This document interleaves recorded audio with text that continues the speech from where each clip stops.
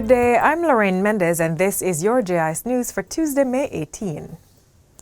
Construction of a new $69 million aquaculture facility is to get underway this year at the National Fisheries Authority in Twickenham Park. The St. Catherine-based facility is expected to be completed by 2023 and is being funded by the World Bank. Fisheries Minister Floyd Green made the disclosure while making his contribution to the 2021-2022 sectoral debate in the House of Representatives recently. This new hatchery will increase our fingerling production by 300%. We will move from a capacity of 1.5 million fry per year to 5 million fry per year when it is fully operational. In addition, Minister Green says a promotional campaign will be launched in June to encourage more Jamaicans to consume more freshwater fish such as tilapia. Still on the fisheries sector, a satellite-based vessel monitoring system will be piloted this year as part of efforts to strengthen the safety mechanism for fishers while at sea.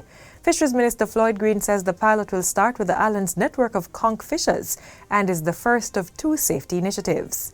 The other is the use of a marine very high-frequency radio communication system to be introduced by 2023. What this means, Madam Speaker, is that when our fishers are at sea, they will be able to communicate to us and tell us about their distress situations. And our JDF and our other first responders can track their location and can go to them to provide assistance. The ministry is also seeking to increase access to financing for fishers and farmers.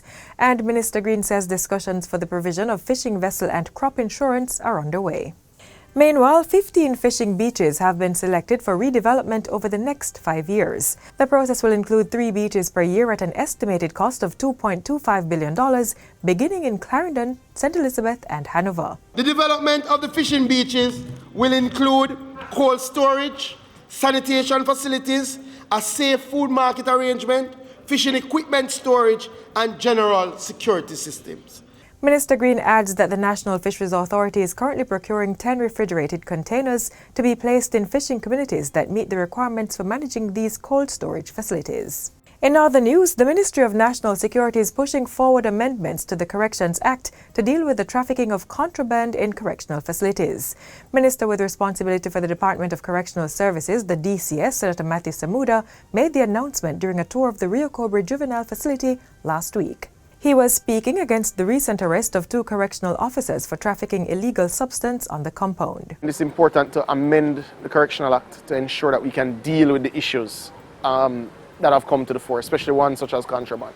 We also need to make sure that the technology is in place and indeed the training and the support to staff to ensure that they can deal with these issues. Minister Samuda credits the Inspectorate Unit of the DCS for its increased monitoring activities and identification of breaches. Meanwhile, the teaching and learning capacity at the Rio Cobre Juvenile Correctional Center is being expanded with additional classroom spaces. The classrooms are among recently constructed and renovated areas at the facility. We needed some additional square footage to ensure that the number of classes and the number of specialty areas can be focused on at the same time. Minister Samuda says the number of teachers and specialized trainers for certain courses will also be increased, while also integrating and working very closely with the Ministry of Education to change the educational outcomes as one of the major tools to reduce recidivism. And finally, the Jamaica Constabulary Force JCF has completed 2 more domestic violence intervention DVI centers. The 2 new centers, based in St. Anne and St. Mary, will allow more persons to seek assistance from the police in a more private and secure environment. Head of the JCF's Corporate Communications Unit, Senior Superintendent of Police Stephanie Lindsay, tells JIS News that retrofitting offices and training personnel for the 2 centers are being completed, with full operation expected to begin in the next 2 months. Each will be headed by an Assistant Superintendent of Police. We have seen families restored. We have seen persons change their total behavior and mindset, because sometimes the abusers, they have problems themselves and are not reaching out to help. So what they do is that they take it out by way of anger on the persons who are closest to them, usually their spouses and their children. So when we get an opportunity to intervene, we're not just looking at just the perpetrator, the victim, we are also seeking help for the perpetrator to help them to change their ways. According to SSP Lindsay, in short order, all police stations will have trained personnel to handle domestic and other relational feuds. She adds that neighbors can assist by notifying the police of incidents. The 2 new domestic violence intervention centers bring the overall total to 6, with 2 each in St. Andrew and St. Thomas. And that's it for JIS News today. I'm Lorraine Mendez. Thanks for watching.